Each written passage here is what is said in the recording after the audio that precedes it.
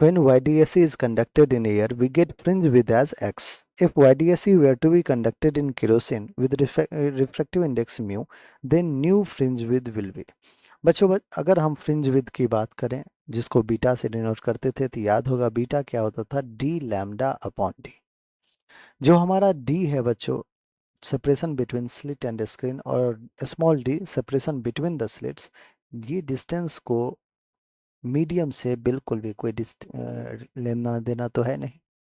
ठीक है, डी और डी जो है इंडिपेंडेंट है, उसको मीडियम से कोई लेना देना नहीं है, लेकिन वेवलेंथ को तो है बच्चों। किस रिलेशन से? एक रिलेशन याद कीजिए, रिफ्रैक्टिव इंडेक्स का, mu equals to C upon V होता है। और वी स्पीड जो होता है वो फ्रीक्वेंसी टाइम्स वेवलेंथ होता है। अब सी जो है वो तो कांस्टेंट है, फ्रीक्वेंसी भी कांस्टेंट है, तो लैम्डा डायरेक्ट जो है वो इन्वर्सली प्रोपोर्शनल है किसका, म्यू का। तो आप यहाँ से लैम्डा कह सकते हो कि सर सी अपॉन एफ म्यू होगा लैम्डा, जो वेवलेंथ होगा वो सी अपॉन एफ म्यू होगा। ऐसे कुछ वेरी कर रहा है। अब आइए बच्चों, बात करते हैं नया बीटा, जो बीटा न्यू लिखने वाले हैं। अच्छा, ओल्ड बीटा को लिख दें क्या, डी बाय डी। लैम्डा को क्या मैं सी अपॉन एफ म्यू लिख दूं, कोई दिक्कत नहीं। अब म्यू जो है बच्चों, आप ये जो बीटा लिख रहे हो वो तो एयर में लिख रहे हो, और एयर का म्यू 1 होता है, तो D C upon D F हो जाएगा, क्योंकि म्यू की वैल्यू क्या हो गया, 1 हो गया। ये रहा equation 1। Now come to next equation, beta in kerosene.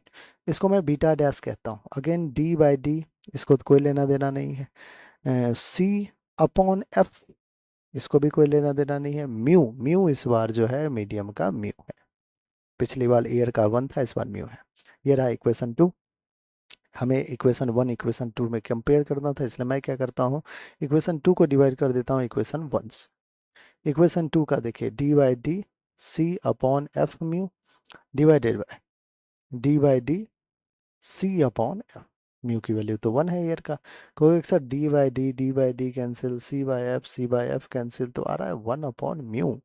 बच्चों यहाँ से बीटा डैश क्या आ जा रहा है, बीटा अपॉन म्यू। इसका मतलब पहले अगर बीटा था तो अब उसको डिवाइड कर दीजिए मीडियम के रिफ्रैक्टिव इंडेक्स से। तो अगर डिवाइड किया है बच्चों आपने, तो मुझे एक बात बताइए, डिक्रीज हुआ या इंक्रीज हुआ? आपको होगा कि सर डिक्रीज हो गया है, तो लेस देन एक्स जो है वो हमारा करेक्ट आंसर होगा। ठीक है, ये इक्वल टू म्यू एक्स नहीं भाई, डिवाइड हो रहा है ना। एक्स अपॉन म्यू होता तो काम बन जाता हमारा। क्यों? क्योंकि हमने फ्रिंज विड्थ को एक्स कह रखा है, तो बीटा की जगह एक्स लिख दीजिए, कोई दिक्कत नहीं। एक्स अपॉन म्यू है करेक्ट आंसर, ना कि म्यू इंटू एक्स।